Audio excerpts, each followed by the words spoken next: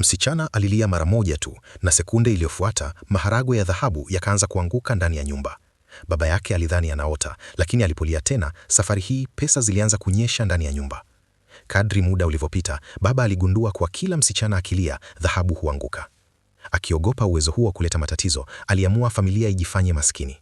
Kwa miaka 15 waliishi hivyo, lakini kwa siri wakawa familia tajiri zaidi duniani kutokana na uwezo wa msichana. Alipofikisha umri wa kwenda shule, wazazi walimpeleka kwa baiskeli ya miguu ili kuficha utajiri wao.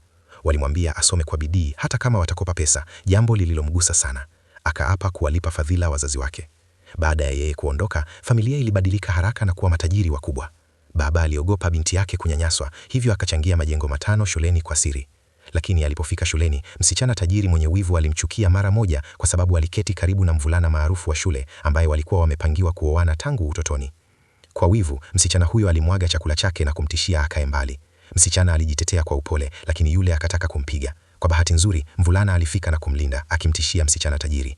Msichana alipolia kwa shukrani, maharagwe ya dhahabu yakaanza kuanguka tena nyumbani. Mama alihisi kuna tatizo na akataka kwenda shule, lakini kaka akasema huenda analia kwa kumisi nyumbani. Walimpigia simu, lakini msichana akaficha ukweli ili wasihofu. Alidhani ataweza kuvumilia, lakini jioni ile, msichana tajiri alifika na wenzake bweni kumfundisha somo. Alimtishia na kusema familia yao ina nguvu na itatawala mji mzima. Kisha akachukua fimbo na kumpiga.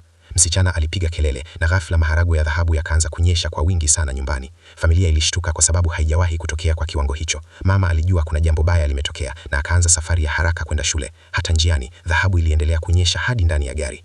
Wakati huo huo shuleni, msichana tajiri alitaka kumharibia uso kwa kisu ili mvulana amchukie. Kwa bahati nzuri, mkuu wa shule aliingia. Msichana alidhani ameokolewa, lakini baada ya kusikia kuwa yule ni binti wa familia tajiri, mkuu alibadilika. Badala ya kumwadhibu, alilazimisha msichana maskini aombe msamaha. Akiwa ameumizwa sana, alikumbuka jinsi wazazi wake walivyoteseka kumpeleka shule. Ili kutoakatisha tamaa, alilazimika kupiga magoti na kuomba msamaha akiwa analia. Lakini ghafla, mlango ulifunguliwa. Tuandikie maoni yako kwenye comment. Unadhani nani ameingia, mzazi wake au mtu mwingine mwenye nguvu zaidi? Kama unataka nilete mwendelezo, comment next.